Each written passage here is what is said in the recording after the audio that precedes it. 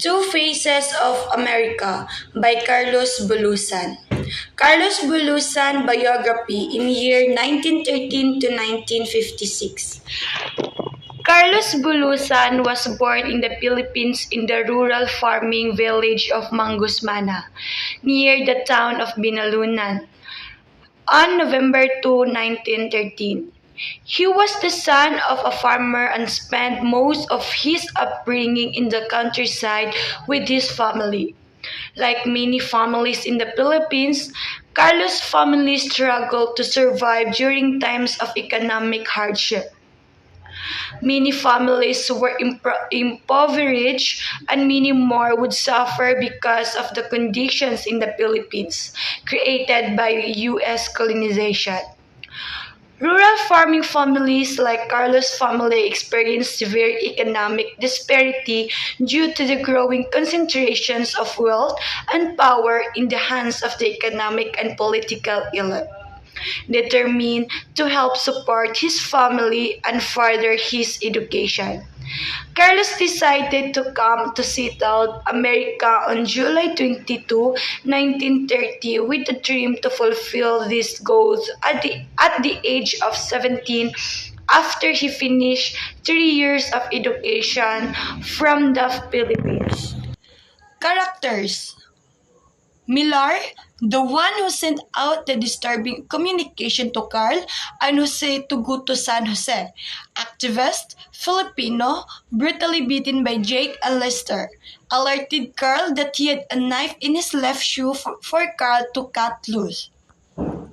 Jose, activist, Filipino, labor, spoke fluent Spanish, talked to the Mexican workers, brutally beaten by Jake and Lester.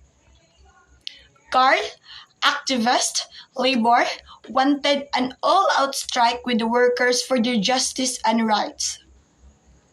Jake and Lester abducted Millar, Jose and Carl, and brutally beaten them. Americans. Marian, American, clothed and cleaned Carl, fed him, accommodated him, and escaped Carl to Los Angeles. Carl, Jose, and Millar share the same experience in the story. So settings. First is Santa Maria, the location where Jose and Carlos was at the beginning of the story. And second is San Luis Obispo, the first location where Jose and Carlos went to check up on the opposition progression of Ganzo.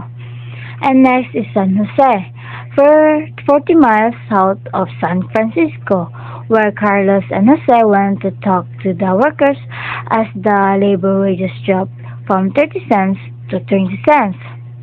And next is Mexico District, the place the two white men came and abducted Jose, Carlos, and Millar. And last is Woods, the place where Jose, Carlos, and Millar were brutally beaten by Jake and Lester. Sa exposition, the Filipino Workers Association in America comes to an end. The agricultural interest limits workers' civil freedom and are hitting back at organizers. Carlos, Jose, and the other labor leaders have not correctly assessed their enemy. Jose, Carlos, and the others met in the newspaper reports house to plan their strategy in attaining social equality.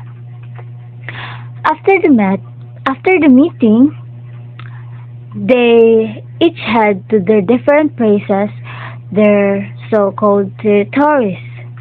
The opposition leaders are Ganzo, who works on the paper with Lucille, Jose, and Carlos, who are working in Santa Barbara County, Millar, who is in Sacramento, Gazamen, and Mariano, who work in Portland. So, in the exposition of the story, the Filipino Workers Association comes in end, but Carlos, Jose, and the other labor leaders have misjudged their enemy. So Jose, Carlos, and the others gathered at the home of a newspaper writer to come up with a strategy for achieving social equality. So after the meeting, they had two different places. So rising action. Miller notifies Carlos and Jose that there are problems in San Jose. They went to San Jose and cannot find Miller, so they go to Ganzo to see how oppositions were progressing. Carl went to the lettuce fields and talked about justice and rights, wanting an all-out strike with the workers. But Jose convinced Carl not to carry out rebellion, for there is still hope. So in Rising Action, Miller alerts Carlos and Jose to the fact that there are issues in San Jose. They traveled to San Jose but were unable to locate Miller. So they went to Ganzo to check how the enemy was heading in the right direction. Carl was going to rebel in Lettucefield, but Jose persuaded Carl not to rebel since there is still hope.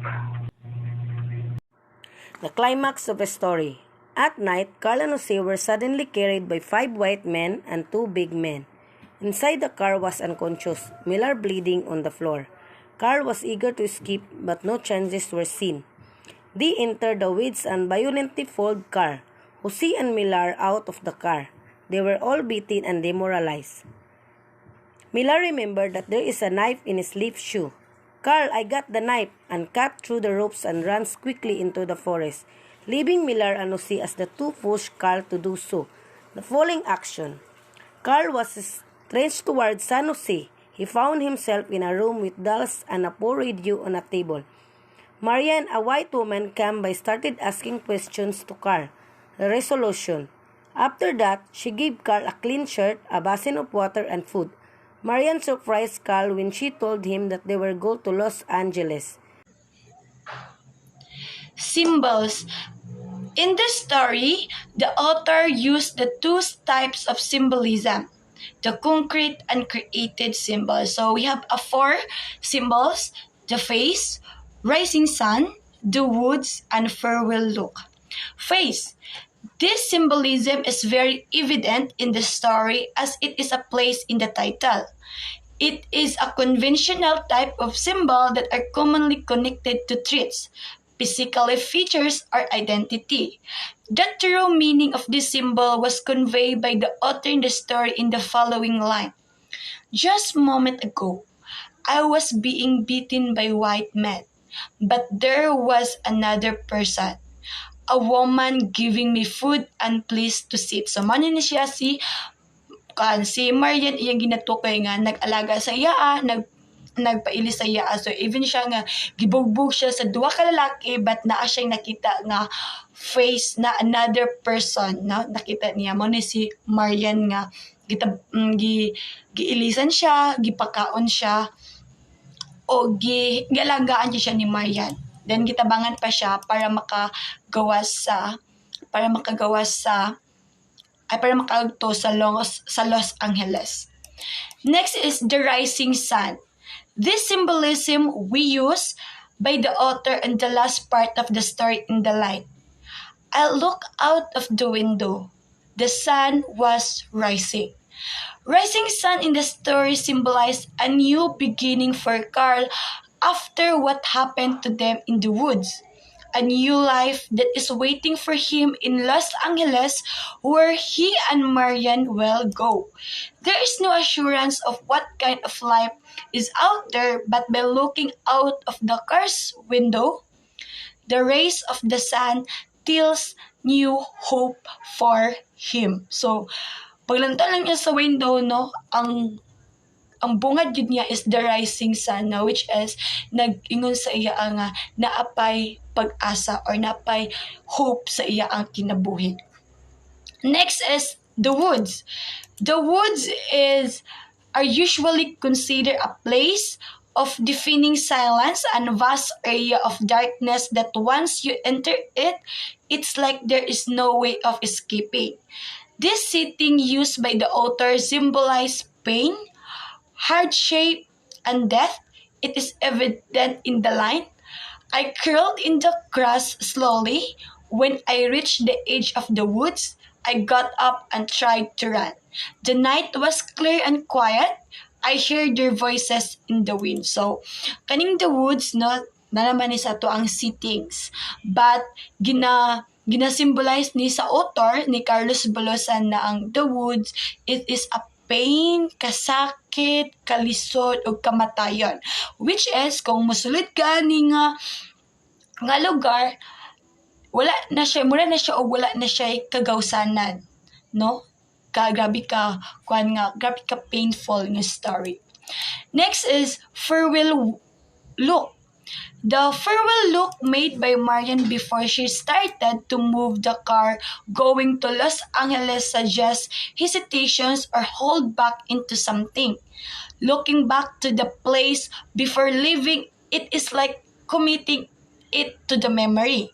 That something inside Marian is holding her back in the leaving the town.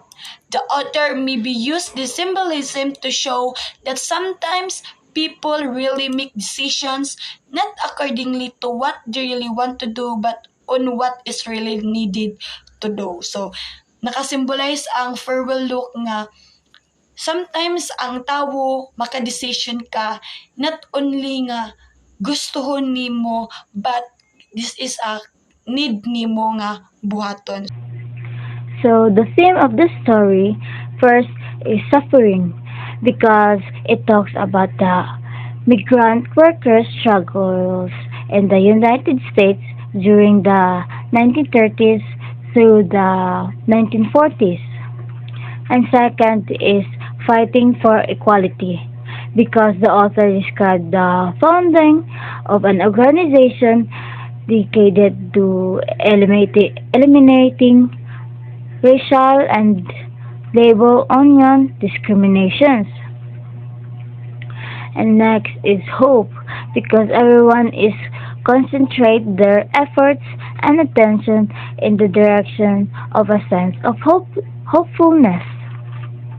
And next is people must be never fooled by what they see on the outside because in the inside it's often a different story.